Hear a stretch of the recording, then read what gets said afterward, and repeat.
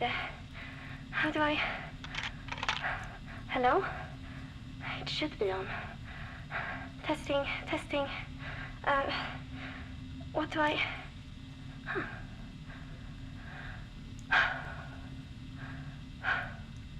Hello. My name is Freya.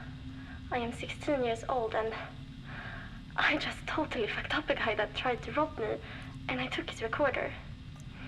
Not gonna lie, he properly scared me.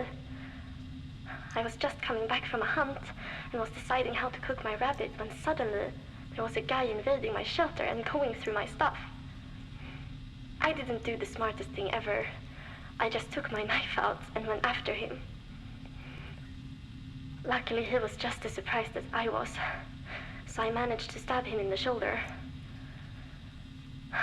Okay, he wasn't that surprised. I was aiming for the back and he saw me. Long story short, I am bleeding from like 5 different wounds. My whole face hurts, but he's the one who kissed the ground after I hit him with a big-ass stone to his face. During our fight, this recorder fell out of his backpack, and that really threw him off. He seemed like he was considering whether he should save the recorder or his life. After he lost consciousness, I packed my shit as fast as I could and I took his stupid little machine. He also had some cassettes in his backpack and a chocolate bar. Score. That's for robbing a person's shelter, you asshole. I hope losing his treasured possessions will hurt him just as much as it hurt me when the fucking asshole grabbed my hair and smashed my head into the ground. Anyway, I have a tape recorder, a sugar rush, and nowhere to stay since I had to run away. Now I'm hiding in a car for the night. Maybe I'll listen to what's on the cassettes and try to stem my bleeding.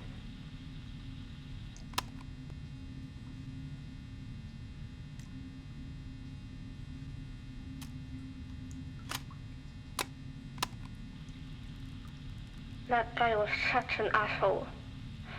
I can't speak properly and my face is on fire. The good news is, I stopped all the bleeding. The bad news is that I think I left my lighter there, so I lost my source of fire and my sweet, sweet disco style. And where's Loki? Yavla, I must have lost my troll as well. Oh!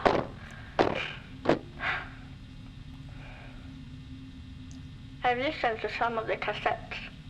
If that guy, his name was Adam, didn't beat me like a dog, I wouldn't have thought that he would be such a dick. Okay, it's clear that he's trying to sound like the toughest dude that ever lived, but there's this cassette in which he sings to some girl called Helga. It's so lame. Anyway, I moved into an old van. Its small red windows have these red and white checkered curtains, and the back door can be closed and opened from the inside, so it's great for hiding in. Only hiding though, not for living. Man, I was in that shelter for almost a year. I think I should have killed that guy. Now if I'd gone back there, I wouldn't have been able to sleep, fearing he would come back. I guess I should brush up on my survival skills now that I have no semi-cozy bed to sleep on and a creaking back door. Good thing I still have that book.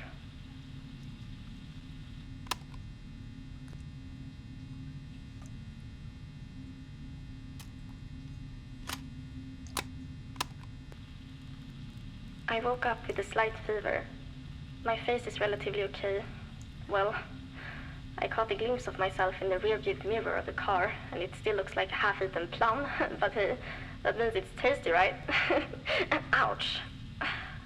Okay, laughing still hurts. Anyway, as I was saying, I woke up with a fever. It seems like one of the wounds doesn't feel so happy. I washed it. I tried to keep it dry and clean.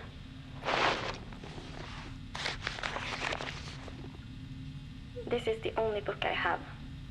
I'm not good with letters, I mean, I can read, but sometimes the letters seem messed up to me and I need to focus hard and, well, it's not the most pleasurable activity.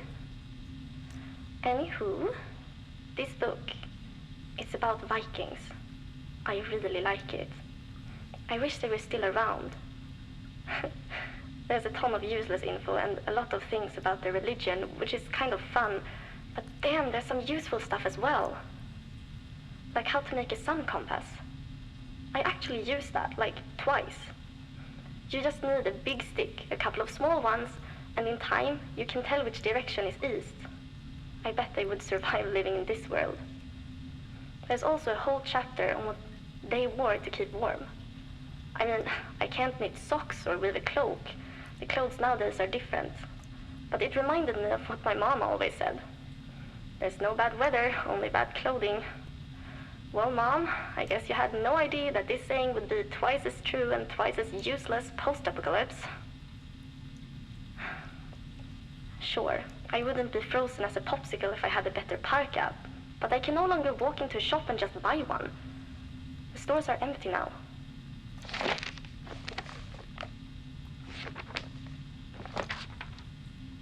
The most useful tip, and I mean really useful, was how to make ice skates and what they were used for. I never thought of it as fun before, but now? First, it's really fun, and second, I can move faster and easier on skates. Although, I really need to be careful. It may be effective and fast, but it's also kind of loud, and I'm easily spotted. Anyway, to make the skates, Viking used shin bones of deer or oxen, or a flat piece of iron. I tried using lots of different things, but the bones work like a charm.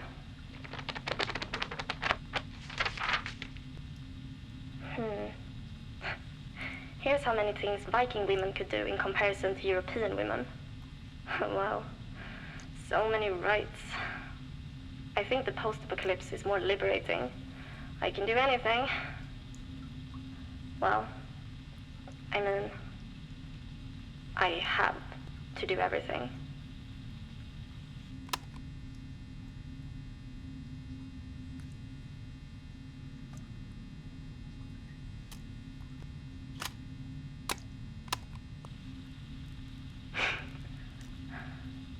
Back in the van for tonight, unfortunately. For a few days, I've been scouting out this area, but I can't risk moving a lot right now. I don't know this area, and I still need to heal. Today was really weird. I found the perfect place to hide. I mean, almost perfect. There was this small opening in the rock, just big enough for a person, even a larger man, to be able to fit through it if they crouched. I was thinking that if it was the entrance to a cave, it would be a really nice place to avoid snowfall and the annoying wind. So I crouched and went in. It was a cave, and inside there was almost a scene. In the middle was a portable stove on a gas tank. On the right, a bunch of trash, open cans, various food packaging, and bottles. At the far end of the cave, there was an improvised sleeping place with an old mat and very few thin and dirty blankets. There were spruce branches all over the place, and on the walls there were drawings. Only simple ones, done with chalk, mostly of leaves, flowers, and ornaments. But this place was hyggelig.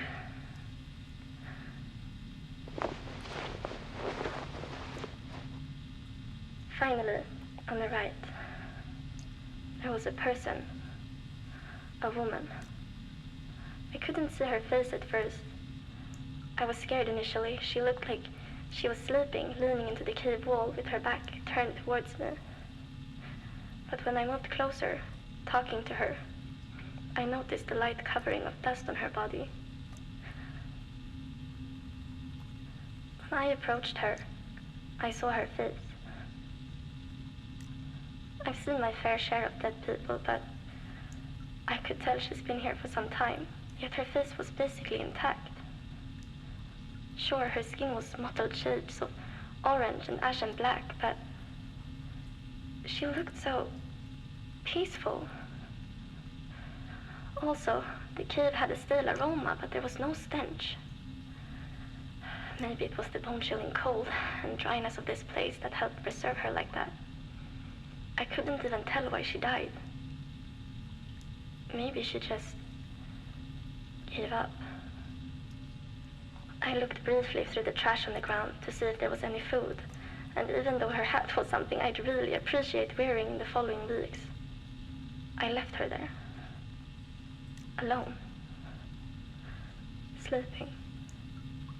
Forever.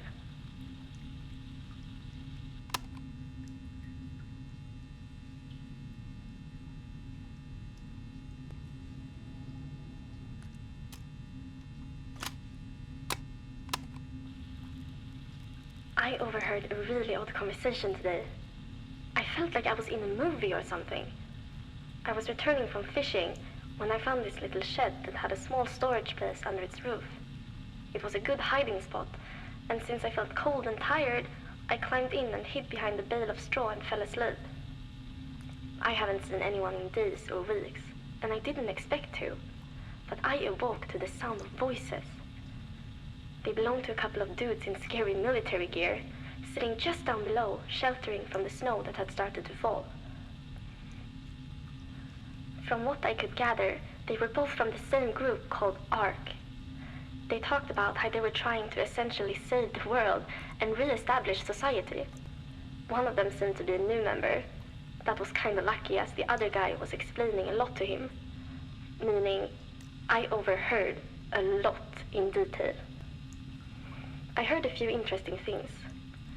First, these guys were also a part of something called Wrath, and worked for some scientist or something. I mean, wanting to save the world and calling yourself Wrath, I didn't feel like jumping down and expecting they'd help and provide me with shelter. Even they didn't seem so sure about the whole deal. They were talking about some woman, referring only to this person as her, like it was obvious who they were talking about. She sounded scary. Wonder who she is. They also said something about supplies being dropped from a plane to help survivors. Jävlar, I can imagine the bloodbath around those airdrops. The most interesting thing they were talking about was in regard to the church of Surtur. At first, I thought they literally meant the church in Fjällkanten, but they mean people. In a mocking tone, the guy said that they were playing Vikings. But what they meant was that there is supposedly a group trying to live the old way, instead of clutching at the remains of modern civilization. That sounds so good. I have to find these people. If only I knew where to start. Maybe actually, at Fjällkanten.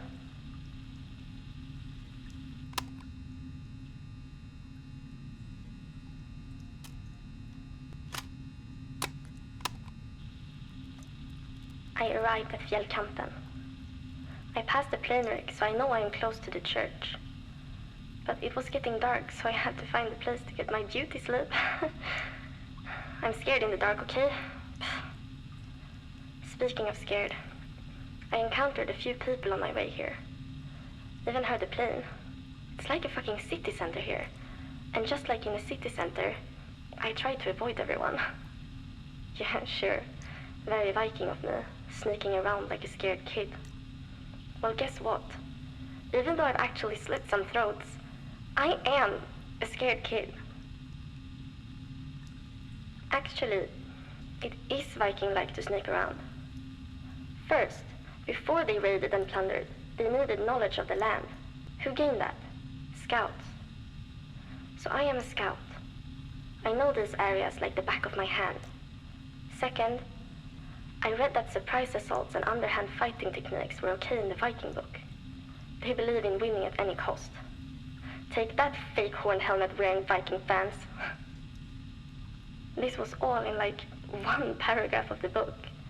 The rest of it is about the strength of their unity. They lived together, they sailed together, and they fought together alongside their close friends. I don't have that. I can't be a fearless warrior fueled by a sense of brotherhood. I wish I could, I really do. Actually, Now I remember murder was classified differently to killing. They understood murder as the unexpected ending of someone's life and thought it worthy of a greater punishment. So, in the end, stealth may be an unmanly way to kill. Good thing I am a woman. At least I won't hurl myself into a fight I have zero chance of winning just to prove a point.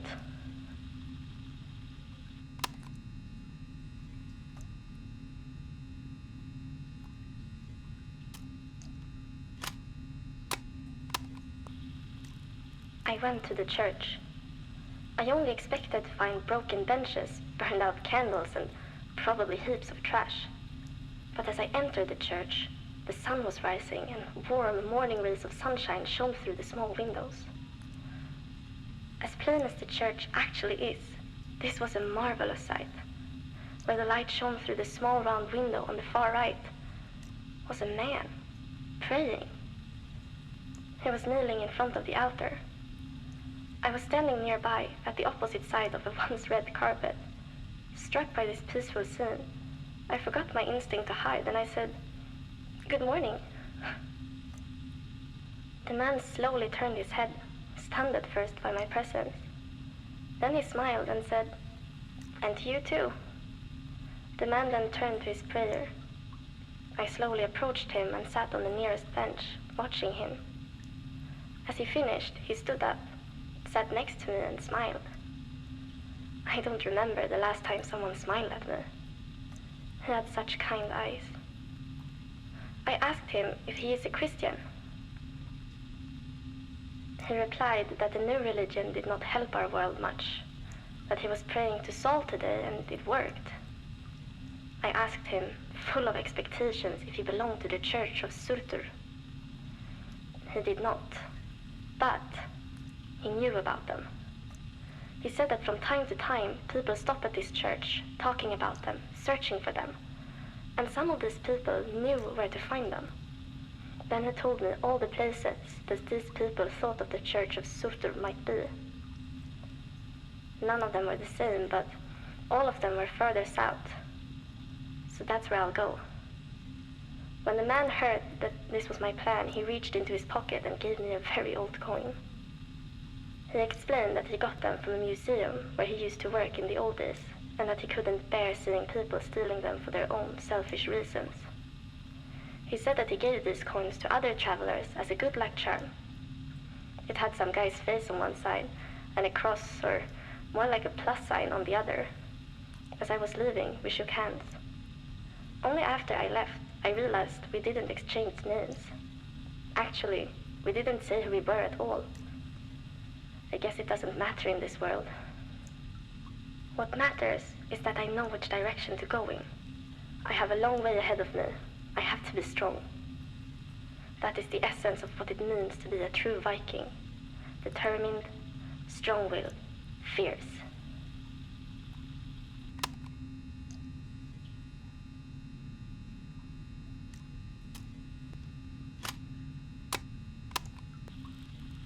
I've stopped counting how long it has been since I had to leave my shelter. There's been many occasions when I've thought about returning, as it was the perfect place. It wasn't near anywhere people would go for supplies. Yes, it was lonely, but there was water, and in that water there were fish. There were also some old jars of pickled food in the basement. I could go back to get those. I might have to. But I'm far away now. It's been harder and harder to get food. I don't have much luck with fishing. Basements, pantries, kitchens, they're all bare. Empty boxes, warm refrigerators, broken jars. Reading about the food Vikings ate makes my stomach growl. I was hoping to find some useful advice other than fishing. There was a sentence which explained that they relied on farming, and if there was a poor harvest, they might starve during long winters. What a prospect for the future, for fuck's sake. This is a long winter, and I have nothing to harvest. Oh man, look at this. There's actually a recipe. Beans, onions, apples, sour cream, thyme, mustard, garlic, salt, butter. Fuck. Well, I think I could get some salt. By the way, if anyone is listening to this while I fucking die of starvation, don't eat leaves. They taste like shit.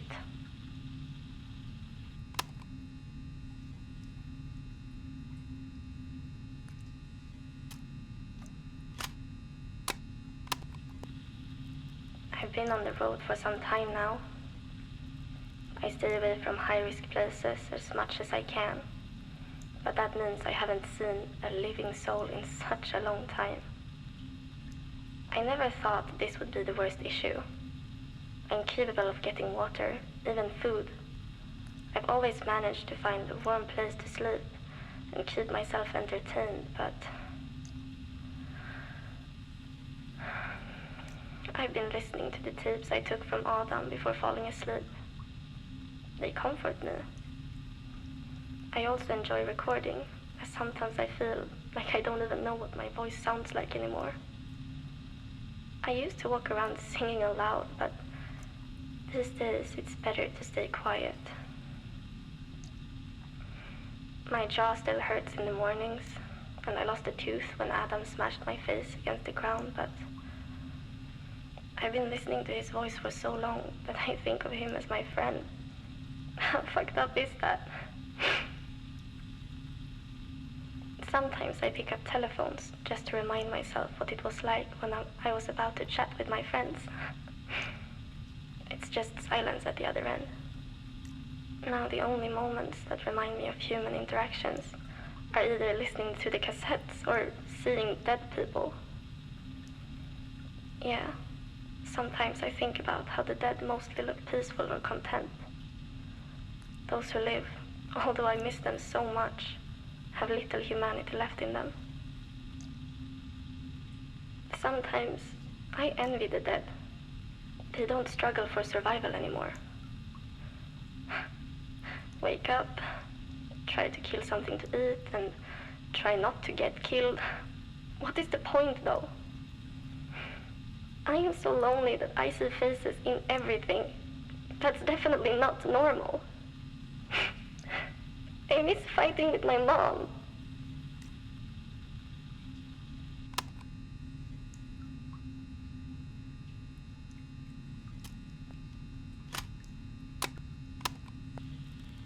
I found them. I've been traveling mostly through mountains so I can see as far into the distance as possible, and I think I found them. There's noticeable signs of human activity in these parts, and I mean recent activity. Fireplaces, partially visible footsteps along tracks, broken arrows and bloodstains, hopefully from animals. People were patrolling and hunting here. Then, just before dawn, I saw it. An old village in the distance that had several pillars of smoke billowing from it. I planned to approach them slowly, and maybe with my hands raised so they see I mean no harm. Perhaps I could show them my coin. A talisman maybe some of them will recognize. I am both scared and excited. I really hope I found my new home. I don't want to be on my own anymore. Wish me luck. Well, since I'm just talking to myself, I wish me luck. I really do. I hope they won't kill me on sight. I'm going in. Bye.